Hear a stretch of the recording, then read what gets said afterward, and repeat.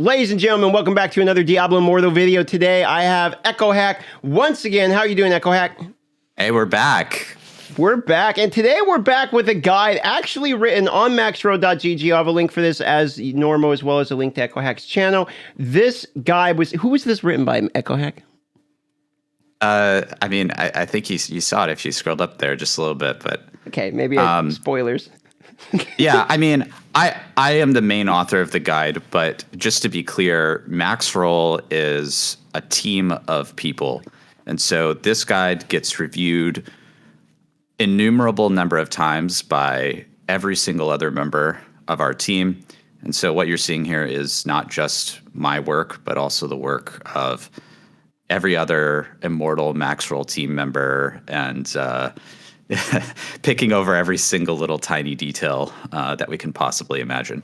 And I read through this once already in preparation. I gotta say, it's a pretty good guide. So what we're gonna be talking about today, for the people that don't know, is we're gonna be talking about two things. We're gonna be talking about PvP from a more general sense. If you're new to Diablo Immortal or you don't know what's going on, we're gonna break it down in a way that you can understand what PvP is, how it works. And on top of PvP, I would also like to talk about what an Immortal actually is. It's called Diablo Immortal for a reason. There's actually like a position in the game called the Immortal. And we're gonna break down from more of a general sense. And then if you really want all of the minute details, I mean, everything down to the screenshots of it, that's where the link is going to come into play, and you can read through all the little details, and we're going to try to give you more of a general feeling for it. So my first question I want to kick off to you right from the beginning is, before we get into the Immortals, how does the PvP in this game actually function? I'm going to break down some questions in order to make it easier to answer. So the first one is, let's say the average person who's just playing a couple hours a day, maybe spend $5 on a battle pass, what is his PvP experience mostly going to be like?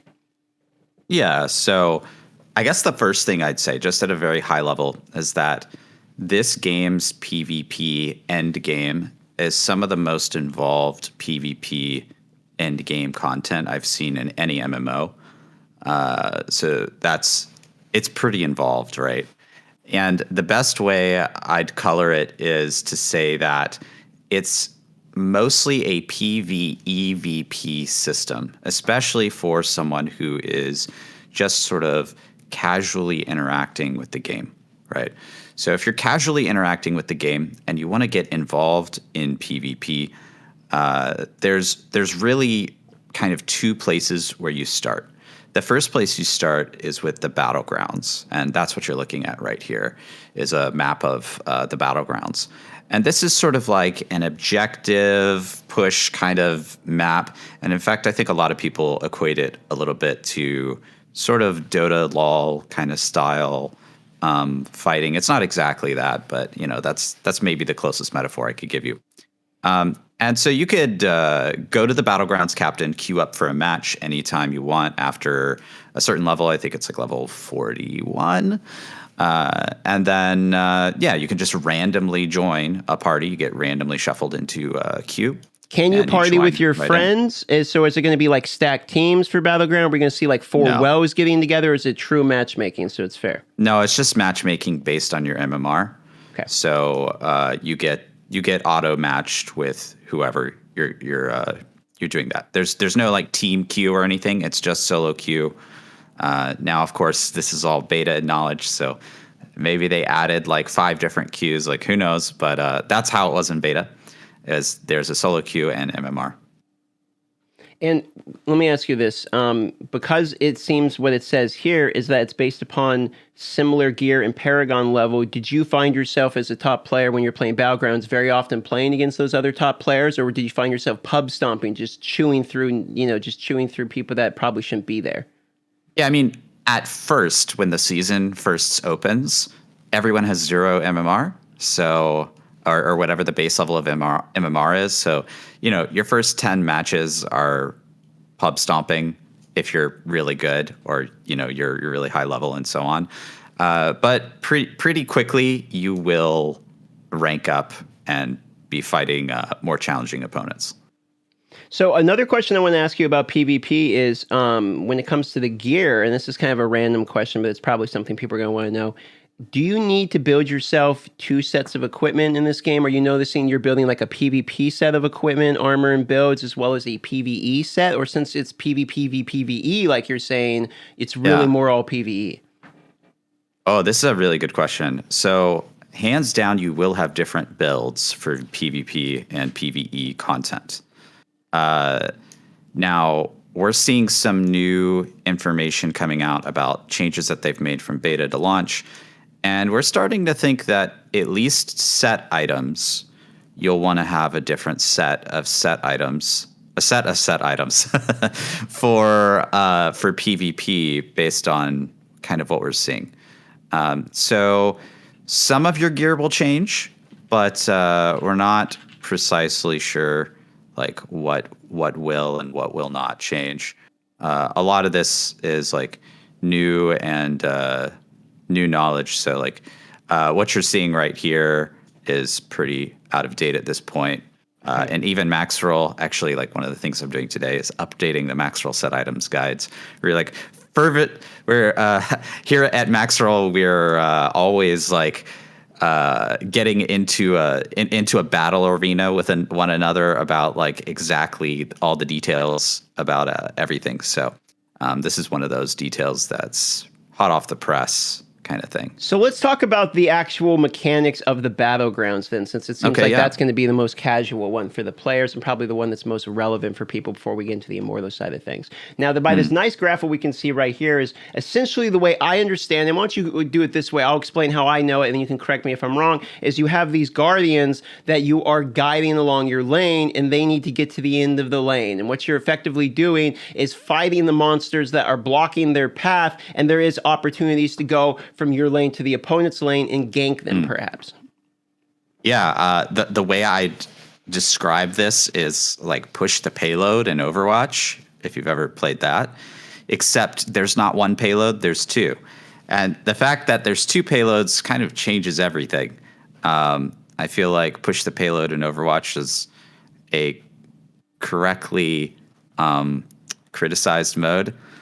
And so when you have two payloads to push, it lets you change your strategies a lot. It lets you defend, like everyone defend one and defend the other, or do a split push, have half the team here, half the team there, do rotations. You can kind of approach things a lot more interesting. And you'll also see sort of in the middle, there's this bridge in the middle of the two idols. So getting the idols past that midpoint is really critical for reinforcing and being able to just like get the idols to the end. So there's also sort of like reinforcement times and other things to take into account in terms of pushing these idols all the way across. And it creates a pretty interesting experience because as the idols get closer and closer to the end, the tension kind of mounts, and it also gets a little harder and harder to push them to the end just because of reinforcement times. I see. So you're mentioning reinforcements. Why don't you clarify what reinforcements are for the people watching? Okay, yeah. Reinforcements is not a thing. What I mean is when you die, you go back to the spawn point. Okay. And it takes you just a little bit longer to get back to, where you were sitting on the idol or where your team is or whatever that might be. Understood. So have you ever played Destiny 2? I have, yeah. Okay, so you're familiar with in Destiny 2, there's a gameplay mode called Gambit, which what it is it's a PvE mode. You're effectively trying to be the boss, trying to get to a point where you kill the little plebs, then you be the boss, and what you're doing is sort of blocking or inhibiting the other person doing the other thing. Now, is it like Gambit where there's only opportunities by which that you can mess with your opponent, or can you at any time go over and begin that fighting with your opponent when you choose to? This is direct PvP. Okay. So, think like Arathi Basin. Understood. It's not capture the flag like Arathi Basin, but like or like a Orson Gulch or capture the point like Arathi Basin. But this is direct PvP. You have an objective that you're trying to push, and that's kind of what's going on here. What was it called in like WoW Classic? Like Altric Valley, or was the one that would last like literal hours because what you had to do was kill the other person's raid boss? There's no Altric Valley in this game, but yeah, this is more of like a 10-15 minute kind of brawl of randoms. So once you push these guys, it looks like what we have to do is, like you're saying, move the payload. So you take the payload, well, use the same terminology, you get it to the end. What happens once it's at the end itself? So once you get an idol to the end point, it breaks down the barrier to this last point here, which is called the Ancient Heart. And the Ancient Heart here it's literally like the heart in like LOL or Dota or whatever. It's the final base. The Nexus. The Nexus, yeah, that's the correct terminology. And you do enough damage to the heart, and if it dies, then the defending team loses. Otherwise, if the defending team hits their objective, then they win. Okay. And so let me ask you this then. When it comes to being the Immortal, and we can start talking about that a little bit, is it the same type of battle that's happening when it goes to the shadows, overthrowing the Immortal and all that? Is it the same? They're doing it on the Battlegrounds map where you're moving the payload and all that, or are we talking different versions of PvP? Yeah, eventually. So once there's a whole thing we have to go through first, but once the shadows do a whole bunch of stuff and they progress the cycle to a certain point, then what happens is something called the Rite of Exile gets triggered. And the Rite of Exile is this Battlegrounds map. So at this point, you've played it before, you've practiced on it. But the big difference here is that it's organized PvP. So you have 8v8 matches, just like the Battlegrounds, but they're not random teams. They're completely organized. So I think the matches we're going to see in Rite of Exile are probably going to be, the meta is going to be very different, right? Because it's all team-based, all pre-mades. Okay, so it's sort of the difference between organized like 5v5 and League of Legends as opposed to like randomly solo queuing, basically, is what you're explaining. Oh, and the other thing worth mentioning here is that Battlegrounds is region-based. So you're getting, it's maybe the only region-based kind of thing in the game, really. So you're getting match made with people from other servers. Rite of Exile is only your server. Okay, so that is an important point. So when it comes down, and I think that's going to be important because what we're going to talk about here is being in the Immortal and why being in the Immortal is important, and probably to understand why it's so important that this is only happening within your server, which means the limited people you're going to be competing against. Why don't you break down for us just a really basic general understanding of what exactly is being an Immortal? So being an Immortal is about Tobi, Meise, Chikara. It's about fame, wealth, and power, if you get the One Piece reference.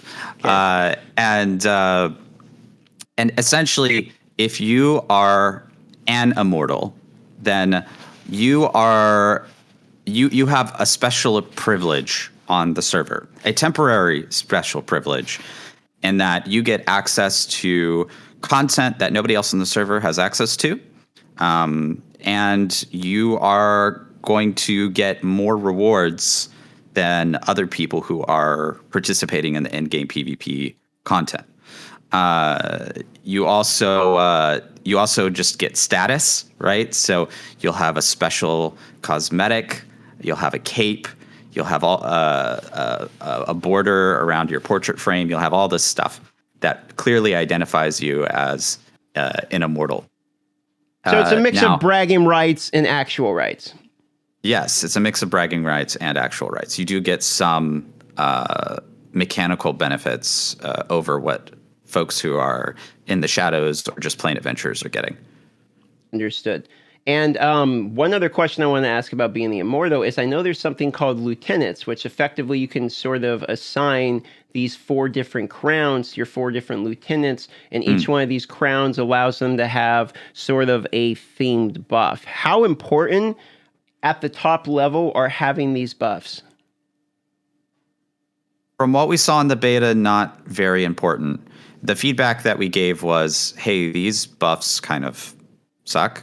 So hopefully they've improved them. But essentially, you get a small little buff that buffs you and your party. It looks really cool when you hit it. You get a little extra button on your bar that nobody else will have in order to trigger that buff. But yeah, that's essentially it. It's is it usable in PvP? It is usable in PvP actually, but the cooldown's like 30 minutes. and the actual benefit is not very useful. So maybe that will change, but yeah, we didn't really see these be very useful at all. So when it comes to being the immortal, what would you say the perks that you're really looking for are? Yeah, so ultimately, the perks that you're really looking for, first of all, when you become an immortal, that's a very important time. We have this thing that we call the founder's buff. That might not be the actual endgame terminology because they keep changing this stuff on us. But we're calling this the founder's buff because you're one of the founders of the new immortals.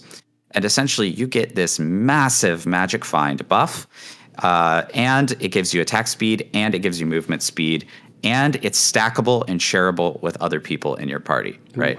So if you're part of one of the founding immortal clan, the founding immortal clan, then for 4 hours after you win, then basically you just want to go out and grind as hard as you can because you have this massive buff. And this would be true for anyone who's within the entire clan of the Immortals.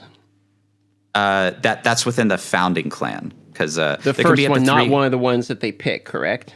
Correct. Yeah. Okay. Only the one that wins will get this buff. Now it's very temporary, right? And all sorts of things are going to happen when this event happens. You're going to see West March look completely different. You're going to see new NPCs pop up all over the place. It's a whole thing. There'll be server wide announcements, like all sorts of stuff. Okay. But yeah, that's a temporary buff, but it's really great. In terms of like the actual mechanical buffs, what you're going to get is you're going to get access to the Hall of I'm not remembering what it is right now, the like Hall of the Immortals essentially. Okay. And when you do that, you have access to game modes that other folks don't have access to. And this includes things like the vaults, which you can get special loot from. This includes things like commendations, which are weekly rewards that you can earn based on your participation in the Immortals, and a whole bunch of other stuff that would take hours to explain. But I you get a special raid on called Kions. You get and there's all sorts of data mine stuff that might be coming down the line that's not even in this guide. So yeah, it's intense. It's a lot. It's a lot. I want to mention and focus on the vault for a moment, because I think the vault is one of the coolest mechanics I've ever seen in a mobile game, where sort of the Immortals have these rewards from what I understand, but the people who didn't make the Immortals, the Shadows, have an opportunity to go in and basically guild bank raid these rewards and pilfer some of them back for themselves, even though they didn't win, and the Immortals have to be basically online to defend it. Is my understanding this correctly?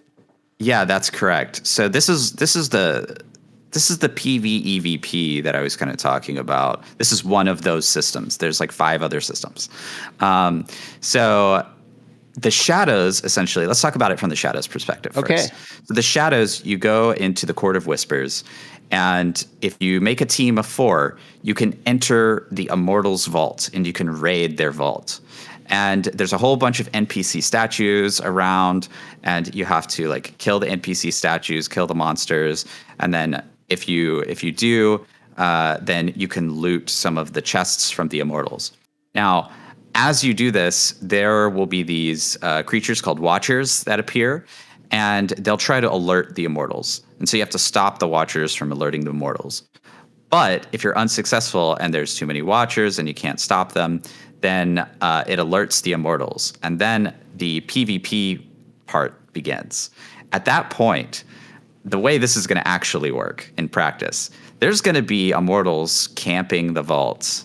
And the second that an alert happens, there's going to be 4 blaster tier, whaled out tier, whether free to play or pay to win, that enter the vault immediately, like the second it happens, and they're going to just raffle stomp you. They're going to be stronger than you. They're going to be way, way better than you. They're going to roll in, and you're going to all die. So prepare for that happening. Prepare to get raffle stomped in the vault by a bunch of Immortals coming in, because they're angry that you're taking their stuff. And if that happens, do the Shadows get any rewards at all? So Yes, actually. So if you make it, there's 4 levels to the vault. If you make it to the end of a floor, then those rewards are auto banked, basically. Got it. But if you don't make it to the end of the floor, then you lose all of the stuff that you would have otherwise stolen from the immortals on that floor. Now, I say you're going to get raffle stomped, but some of the best players that are in the in the shadows will definitely have a fighting chance. And so there'll be some real PvP battles that happen in the vault. And 2, the shadows over time are going to get this increasing buff that just makes them stronger and stronger and stronger as the cycle goes longer and longer and longer. And so eventually, especially towards the end of an immortal reign, the shadows will actually just start winning everything in the vault, and the tide will sort of swing the other way, and the immortals won't really stand a chance. So let's move on then to the raid you were talking about. The Kion, how do you pronounce this? Kion's ordeal? What do you think? That's a good question. Australia calls it Keons. I like Kion. NA tends to call it Kions, but yeah, Keons is fine, I think. All right, we'll go with Keons for the sake of agreeing upon something here. So is this a raid that's limited only to when you're an immortal? This is only immortals. Yep. Okay. And is there any gear in this raid that is locked behind this, meaning you cannot get it dropping elsewhere on the world?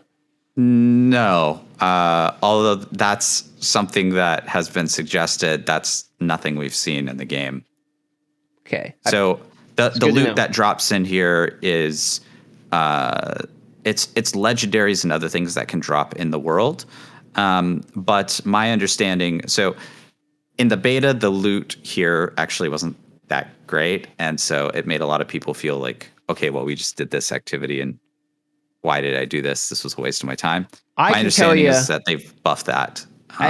As a casual, like thinking like from a casual's perspective, it sounds good that the immortals aren't only getting something that other people can't farm. It seems encouraging for the average person and for free to play, I would think, to know that there's something that's like, I'm not immortal. I might not never be an immortal, so I'll never be able to get this piece of gear I think looks cool or whatever, right? Not having that, actually, I actually quite like that part, just personally. I would love to see some kind of cosmetics or something, like a rare pet drop or something like that, that can only appear here. Would make a lot of sense. Since the immortal is kind of all about bragging rights too, do you know if there's any plans for anything like that in the works? No idea if there's anything about that. Okay. So the raid itself, how does one get into the raid? How do you earn the ability to get into the raid other than being an immortal, like you mentioned? Yeah. So A, you have to be an immortal. B, you can't just be a regular immortal. So in the immortals roster, the lieutenants and the immortals can assign people to be elites. And if you're an elite, then you can enter the raid. So the raid has limited spots, in other words. Now, as you get further and further on into your reign, the number of times a day that you can do Keons becomes more practical. And so practically speaking, you have more spots.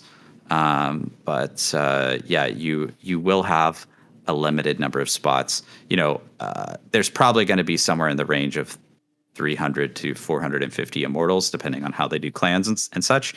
And this is a 48-player raid. So you can fit 48 players in there. There's going to be some contest for those spots. And how many spots are in a clan, just so for the people that don't know? It's 100, correct? 100 to 150. We're not actually 100% certain yet which one it is.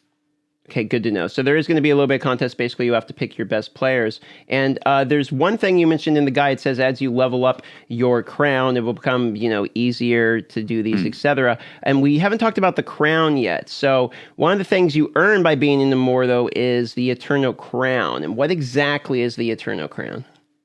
Yeah, so the Eternal Crown is basically the source of all of the immortals' power, right? Not just the immortal, but also all of the immortals. And the way you get more power as an immortal is that you level up the Eternal Crown. And you do this by contributing raw essentia, which gives you dominance, which then levels up the immortal age to the next age. Now, I know this guide actually says character slots, but that's probably wrong because they've changed entirely how this works. Okay, so we'll ignore this column. You can ignore that column. You might be able to ignore some of these other columns. You know, we've given a lot of feedback about some of this stuff too. So maybe all this table that we have here is only accurate to the beta, but this at least lays it out a little bit and gives you an idea of what's going on. Essentially, you know, as you rank up the Eternal Crown, you're going to get stronger and stronger, and you're going to be able to have a better chance of holding that reign in the next Rite of Exile. And the Eternal Crown, just or the contribution for the people, I'm assuming that is all done through like your clan page. Is like the average person, you just go, you donate, you contribute, much like you would in these other types of games with guilds. You know, you hit like a donate type of button to your guild, and everyone sort of socialism works together, and then it pays back out for everybody, right? Sort of, yeah. So when you become an immortal, you get a special unlock that's not normally in your menu, and you tap on that, and it will go to the immortal page. And there's all sorts of things that you can do there. But definitely the main thing you do there is you contribute raw essentia, and you hit the button and you can contribute the raw essentia. So one other thing I want to cover is I've noticed you've mentioned a few times in these videos that it's harder and harder for the Immortals to stay at the top due to the fact of a mechanic, sort of, you could call it an anti-well mechanic, you could call it catch-up, you could call it whatever you want. There's a few of these type of mechanics in the game, for instance, like the World Paragon system. Would you like to explain how the Immortals become more difficult to defend as time goes on? Yeah, so essentially the shadows so you gain dominance as immortals. The shadows gain marks. And as the shadows gain more and more marks, they will progress the cycle of strife. Now, once they progress it to its final stage, which is called Reckoning. So there's Showdown, which is when you start triggering the Rite of Exile. Once you get to the final stage called Reckoning, then Reckoning levels up. So there's Reckoning 1, Reckoning 2, Reckoning 3, Reckoning 4, Reckoning 5, and so on and so on. And what that does is that gives an ever-increasing buff to the shadows, to the point where I think like Reckoning 5 is like 100% extra damage and defense for every shadow. So it gets, at some point, you're just like, okay, this is impossible. So the shadows are eventually going to overthrow you, no matter what. And just to be clear, the shadows, they are a conglomerate of everyone else who's not within the Immortals, correct? How exactly does the shadow clan almost work? So anyone who hits level 41 can join the shadows, but it's like an extra end game thing that you have to participate in. Right. So if you don't want to participate in it and you're just a super casual player, that's totally fine. You can just log in, do some bounties, hit some zones, that sort of thing. And if you want to get into sort of the faction v faction PvEVP system, then you can join the shadows. And once you're in the shadows, then you're part of this 5,000 player, 10,000 player faction versus the, paltry 300 immortals, maybe 450 immortals that you're kind of looking at. So I think the last question I'll have for you then in wrapping up here is, do you think that the Immortal is something that the average person who logs on, plays solo for like an hour, do you think this is something they ever need to worry about? Or is this really a system for the people that are hyper-focused on the game? Or is this something you think the average person is going to want to spend time participating in? Is it worth it for them? Becoming a shadow is worth it. And I think the large majority of players will become shadows and will participate in the cycle of strife. But they may never become an immortal. Becoming an immortal is very difficult. It's a very try-hard end-game thing. And it's sort of a fun thing to be a shadow and say, hey, look, there's, one of these top guilds, like professional esports level guilds who have taken on the role of the immortal, and I get to fight them and I get to win against them because, the buffs are stacked in my favor, right? So that feels really nice, I think, for sort of the casual-ish kind of player. Okay. Well, I don't want to take any more of your time. I think you did a great job answering all of these. I highly recommend going and subscribing to Echo Hack. Once again, we're going to have a link both to the guide that he and his team has written as well as to his channel. And do you have anything you want to plug, say, talk about here towards the end before we head on out the door?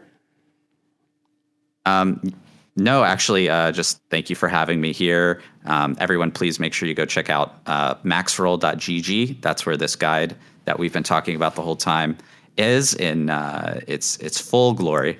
And yeah, thank you again, Demon, for having me on. Of course. Thank you once again, Echo Hack, and we'll see you guys on the next video. Peace.